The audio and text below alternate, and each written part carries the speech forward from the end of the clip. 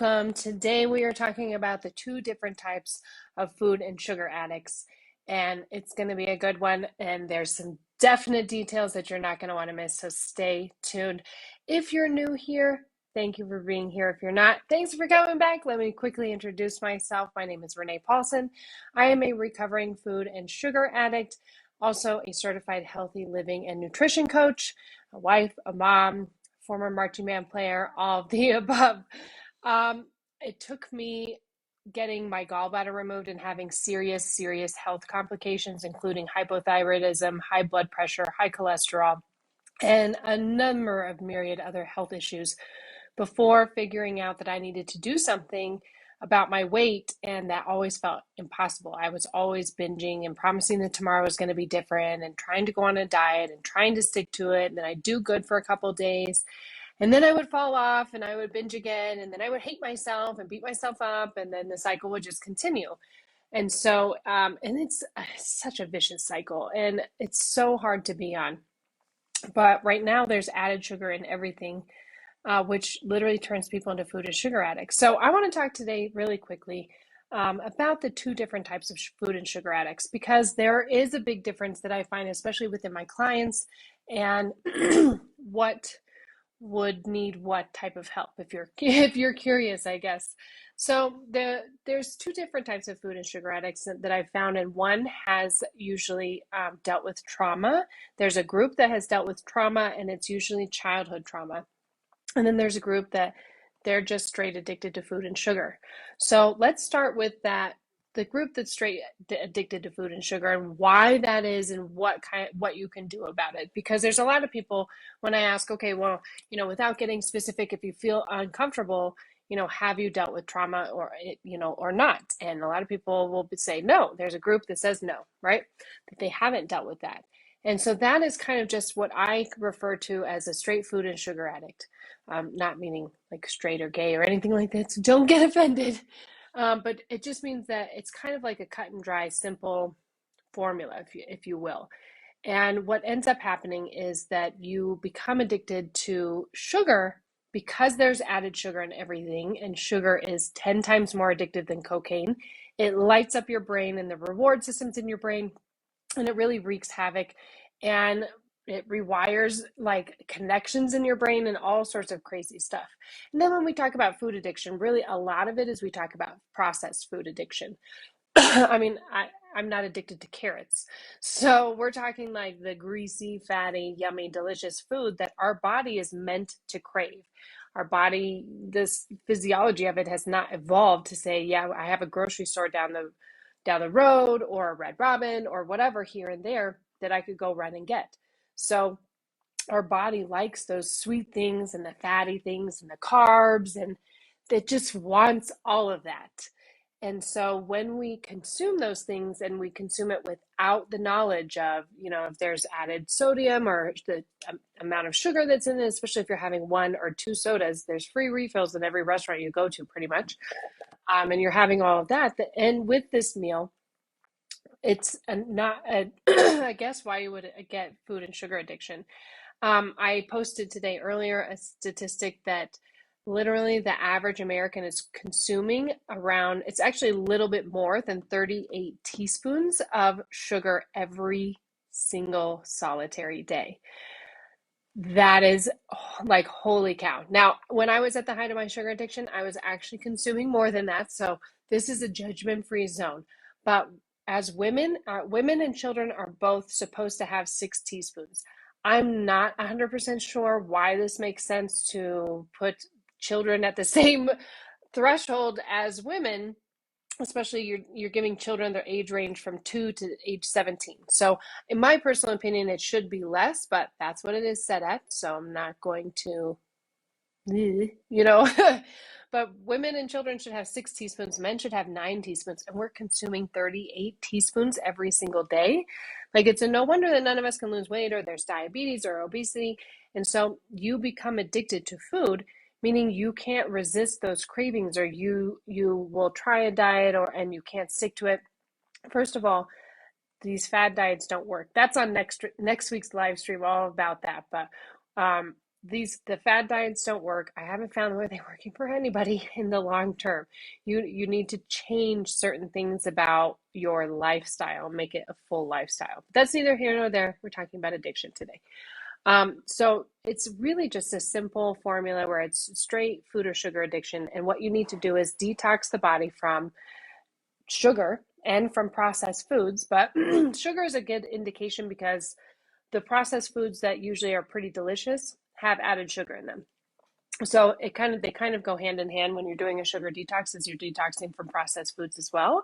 But what you do is you really reset the brain. You're trying to rewire the brain and by doing a detox, and you're resetting your taste buds.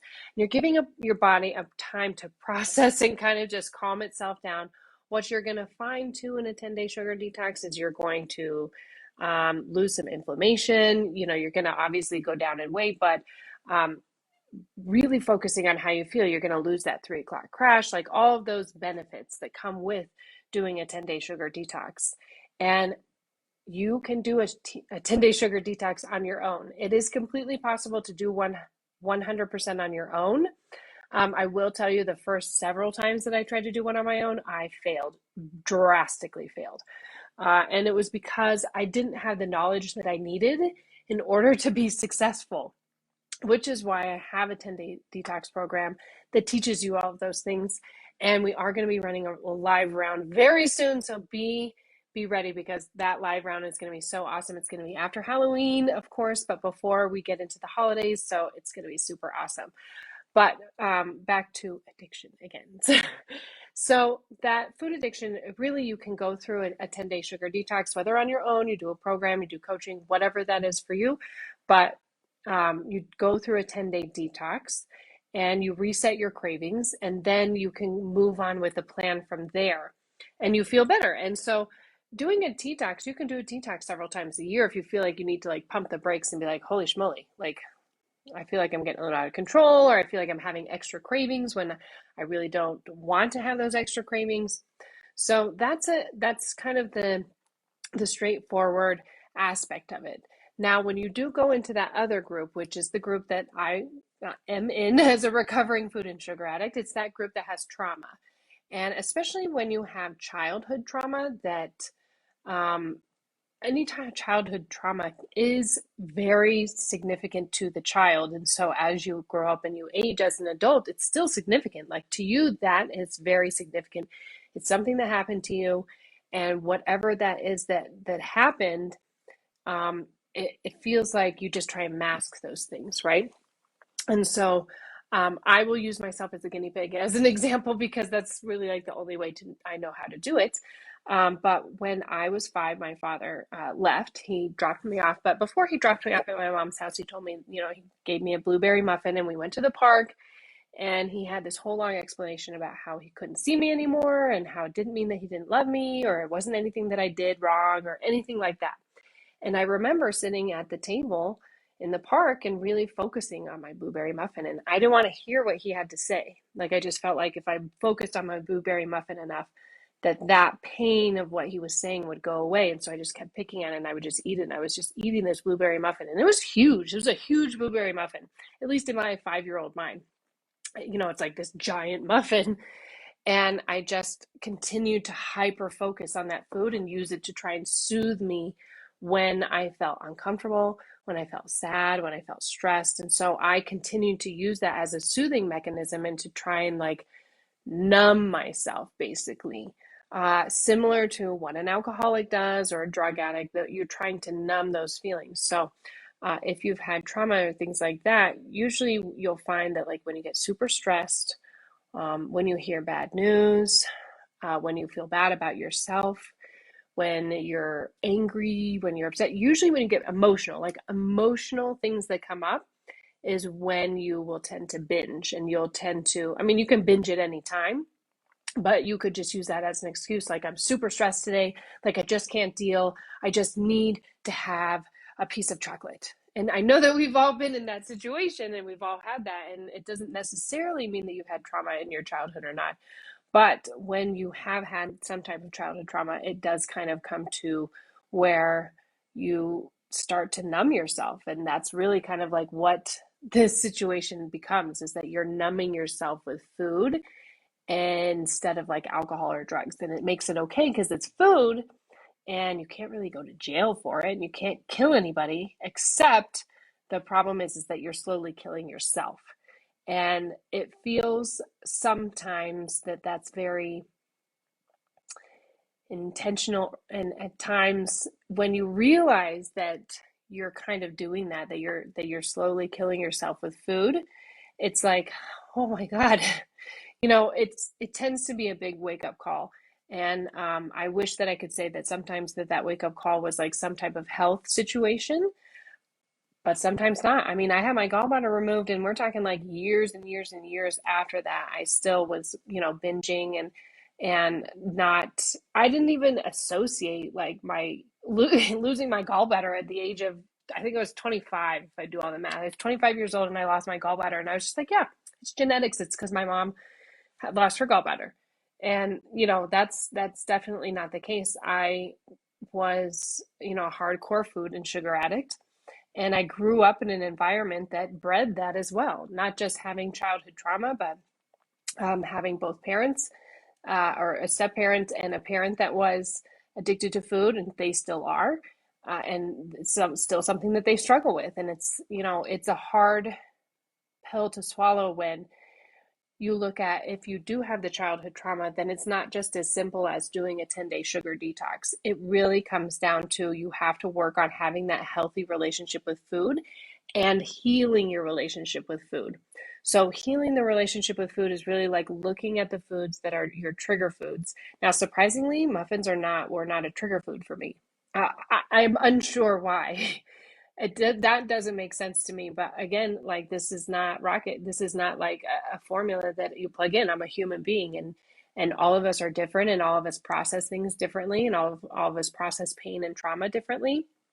But looking at the foods that really trigger you and healing the relationship with those, looking at why those trigger you, what is the background behind that. It doesn't have to be where you like dig out your whole background and your whole history and you cry and you fall apart and you do all of that.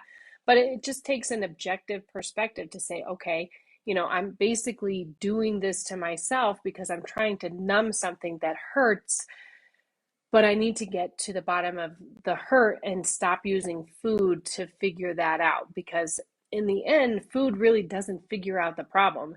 It makes a different problem, and it gives you, depression, anxiety. It makes you feel bad about yourself. It causes all of these issues, and yet we still crave it. And to some, like, it doesn't make sense. If you're like, this is causing me this much pain and aggravation and stress and frustration and hopelessness, like, why do I still crave it?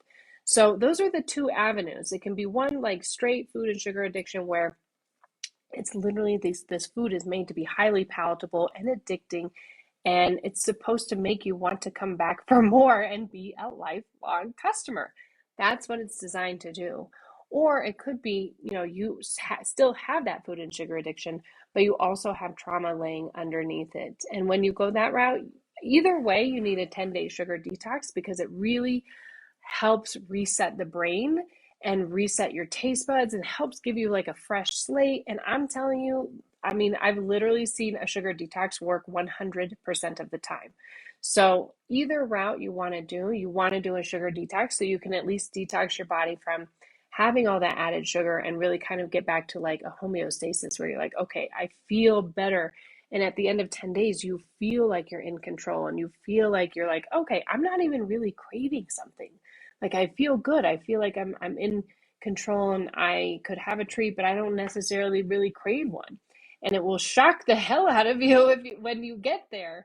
But also the recommendation, if you do have trauma, is to just work with that and kind of work with someone. In my personal opinion, needing a coach, an accountability coach, a therapist, whatever your bag is, I would work with someone so that you can help yourself set yourself up for success, so you get out of that diet and binge cycle, because that's a super frustrating cycle, and I don't want anybody to be in it anymore. So I hope that that kind of clears some things up, because I did have a few questions over maybe like the last week of some people going, well, I'm really confused because, I don't have any trauma. And it doesn't, like I said, it doesn't necessarily mean that you have to have trauma because you crave things. It can just be that, the food is, again, highly palatable. And, that's something that I think needs to change, or warning labels or something needs to go on it, or education in the, better yet, school education on how to feed ourselves, because most of the people that I know, and for sure me, like when I came out of school, I had no idea how to feed myself. They didn't teach you any of that. So, or how to read a nutrition label, or how to look at the ingredients list to tell what ingredient is the most in the whatever the thing it is you're buying. I mean, yeah, some things need to for sure change, but I think that kind of removing the stigma off of food addiction and sugar addiction and obesity and being fat and being overweight and all of those things, like removing that stigma and saying, listen, I'm struggling and I need help, because without help, it feels like impossible. And I could not have done it without an accountability partner. I will 100,000% tell you that every single time. You have to do this with an accountability partner, an accountability coach, someone there that's by your side that's going to help you do it, um, so that you can reach that goal and you can live that healthy life and be healthy, whatever that means for you. If it means coming off your high blood pressure medication, if it means losing 30 pounds, if it means losing 150 pounds, whatever that situation is for you that's going to make you feel better, removing the stigma and then reaching out and asking for help if you need it. I know that I did, and it was very humbling. Oh, allergy season here. It was humbling to try and think like I needed help to figure out how to not consume certain foods. And even when I had to tell my children that I couldn't have certain foods in the house, it kind of, that was a very humbling experience. Even now, to the point where, I mean, now I still, there are certain foods I will not bring in my house. Oreos being one of them. I will not bring an Oreo like container in my house to just have in the house. It's not going to happen, because I know that that's something that I cannot just have one of those, and it's too tempting. But I'm still in the process of healing that relationship and sticking with not consuming a whole sleeve of Oreos.